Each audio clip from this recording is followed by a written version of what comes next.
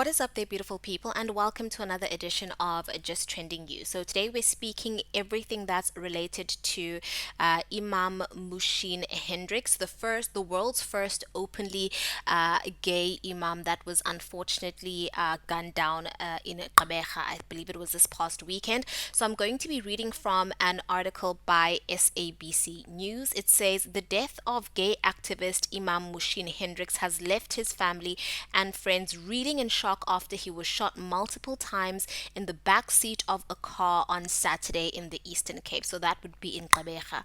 According to provincial police spokesperson Captain Sandra Janse van Rensburg, Hendricks, who was 58 years old, and his driver were seated inside a car in a Haley Place Extension 24 in Bethelsdorp, Gqeberha, when a double cab stopped in front of them and blocked them from driving off.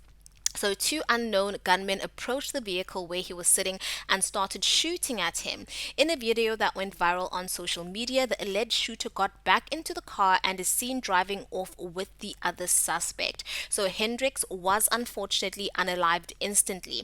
Police say the motive for the killing is unclear. It's alleged that Hendricks was in Gqeberha to officiate a meeting. So, since the news broke, tributes have been pouring in from members of the queer community. South African activist Patrick Solomons wrote on his Facebook page, "This is most horrible, a cold-blooded assassination in broad daylight. Those responsible must be found and prosecuted." Fatima SH wrote on Facebook, "He did incredibly important work supporting queer Muslims who had been rejected by their families for embracing their sexuality while trying to hold on to their faith."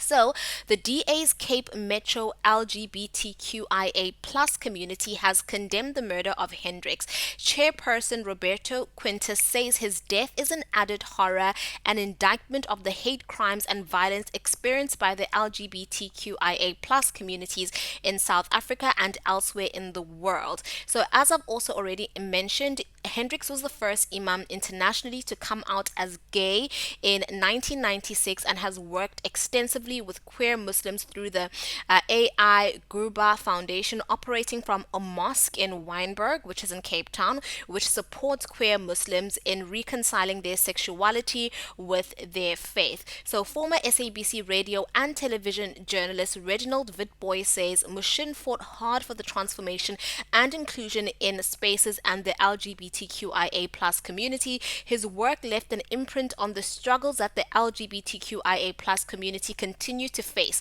"I will forever cherish the good engagements we had when I was still a reporter and focused on the LGBTQIA plus community matters.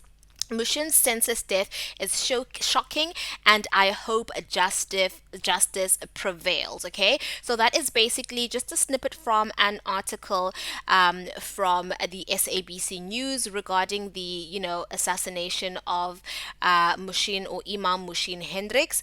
So I just want to go on over to Twitter because I was quite interested to see what the people on Twitter was saying. Someone said killing a religious leader is a dangerous red flag that we should not ignore as a nation. Okay, another person said Imaan Mushin Hendricks, beloved mentor to many queer Muslims, was just assassinated. "I'm so sorry to all those who knew him and found comfort in his support and leadership, as well as to all of those who are in shock and horror." Okay, so I'm going to be reading maybe two more tweets. One person says the gay imam of South Africa, Mushin Hendricks, has been shot dead. "Such people who want to promote that which is evil and sins as per Islam should not be imams and sometimes should not even be treated as Muslims." Okay, I'm not going to continue reading that. The last tweet that I'm going to read says, "Rest in peace, Imaan Mushin Hendricks." Well, there you have it, ladies and gentlemen. Obviously, I'd like to start off by saying condolences to his family, his friends, his loved ones, and everyone that was close to him. Honestly, this is such a heartbreaking situation.